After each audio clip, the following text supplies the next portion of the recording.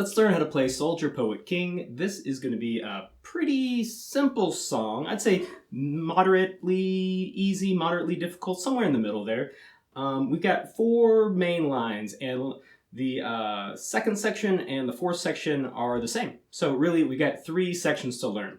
Now, we are going to use all 3 string sets here, and we will need to do a little picking, so that's what's going to make it a little bit more difficult, because you'll need some agility, some dexterity in your right hand, but practice slow. Like I always say, practice slow to learn fast. You've got to go slow, you've got to build the muscle memory down, and then you can start doing it without thinking. But when you're learning, look at what you're doing, watch your hands, make sure they're getting to the right point. I'm playing on my balladeer model. It's a standard tuning. I'm in D, D-A-D. If you have a shorter or longer Lute Dulcimer or lap dulcimer, mountain dulcimer, then just see your dulcimer's recommended tuning.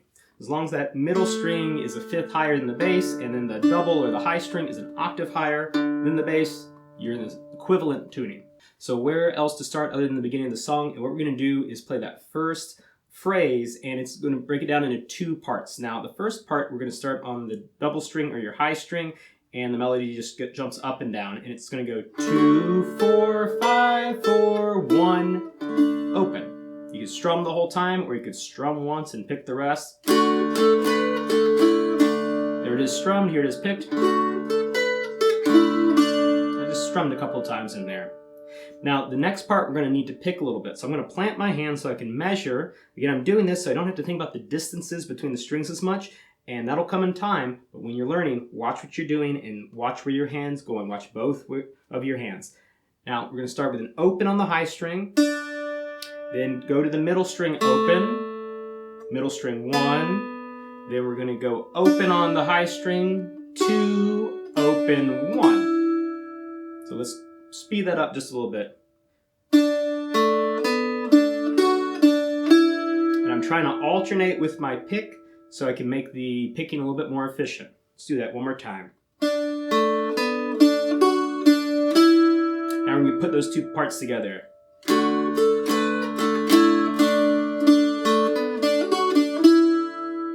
One more time.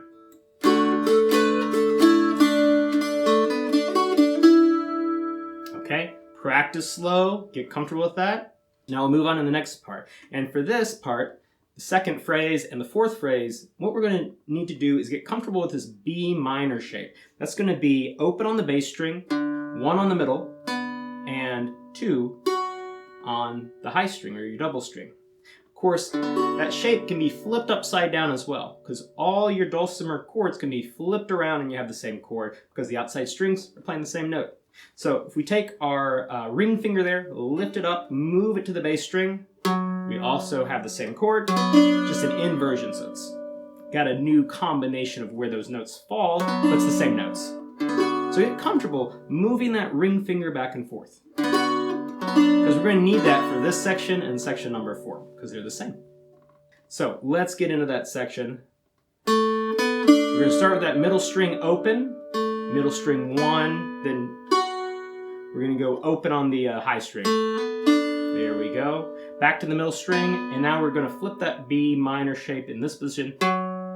Open up that pointer finger, then put it right back down.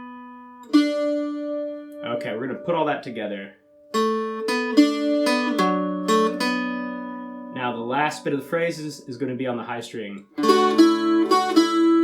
And ends on the middle 1. So let's take it all and put it together nice and slow.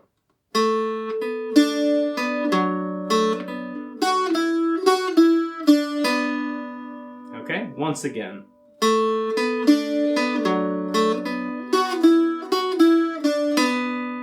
There we go. So that's going to be phrase 2 and 4, which means we only have 1 more, and that is phrase 3, which is going to be the easiest one, because we're really just playing on frets 1 and 2. And it'll go like this. But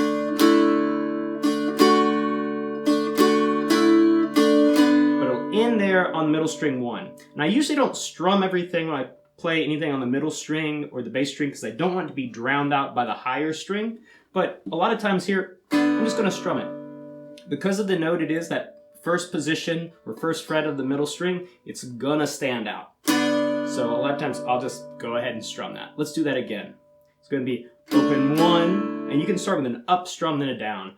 1, open 2, open 2, 1, open. Now middle string 1. Let's try that again.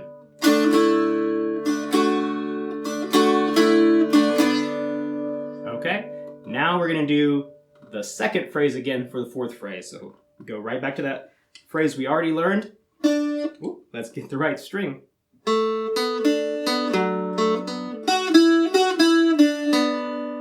You got everything you need to do to play it. We're going to put that all together now.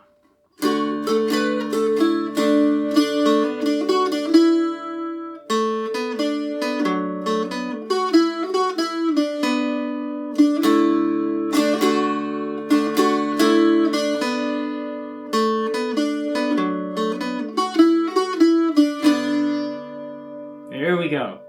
Now, the beginning, that first phrase, the second half of it, each line will be slightly different rhythm because we have different lyrics. That's the who carries a mighty sword, poet, whose weapon is his word, and ruler, whose brow is laden thorn. Each of those will give us a slightly different rhythm, so I'll go through those and you can kind of listen for that in the video. And the tablature will change just a bit, but you're not really, you're just holding on a few of those notes a bit longer.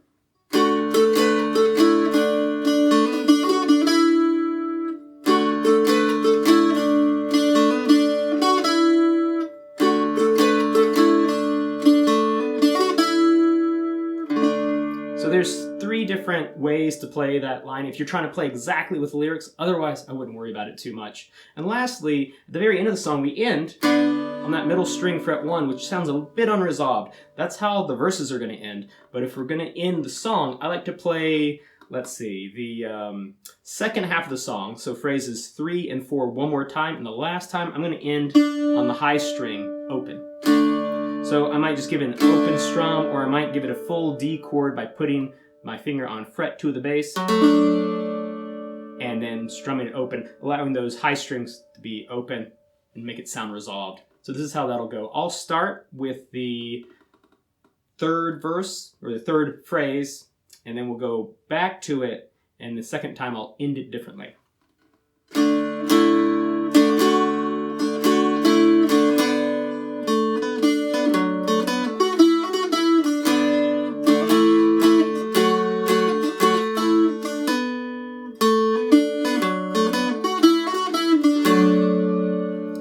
Hear that resolves it a little bit? That's the sound that I'm looking for. So I did one other thing that is a little different. What I did is I doubled up the notes in the third phrase, and that gives a little bit more emphasis on that note. So it sounded like this. Okay, so do it either way. Here it is the first way. Whichever way you prefer. Now, if you want to soften it up a little bit, you can play it a little softer. You can change the dynamics. That means kind of the volume. We're going to go slower. Maybe instead of strumming, giving it full strums, we'll just strum every now and again, like we did at the start.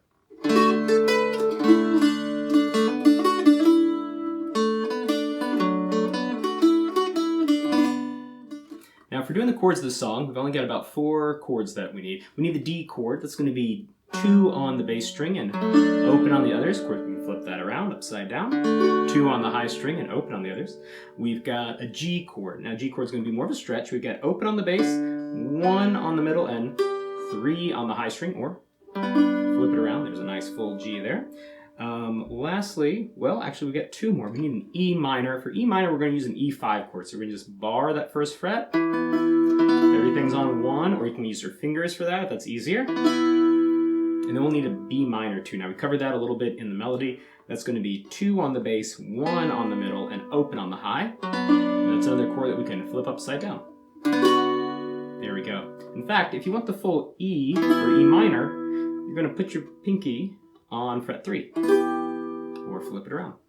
Now for a lot of people that is more of a stretch, so it might be easier just to do that first fret for the E minor. Other than that, I think that covers all the chords. I'm going to play it nice and slow, and I'll put the lyrics in context with the chord changes below in the word section in the subtitle.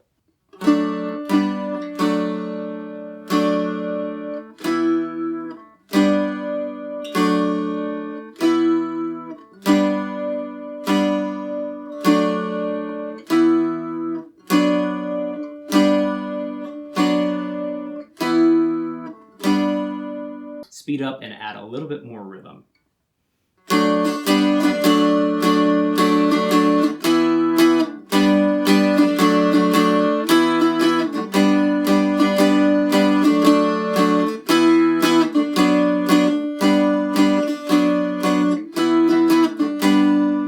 Last line, if you want to, you can end on a D. When I do the repeat in the melody to resolve it, I'll end it on that D, just like that. So there we go, we've got both parts of the song. You can play it either way. You can play the chords if you're just going to sing it, or play the melody, or sing with the melody too. Add a bit more depth to it.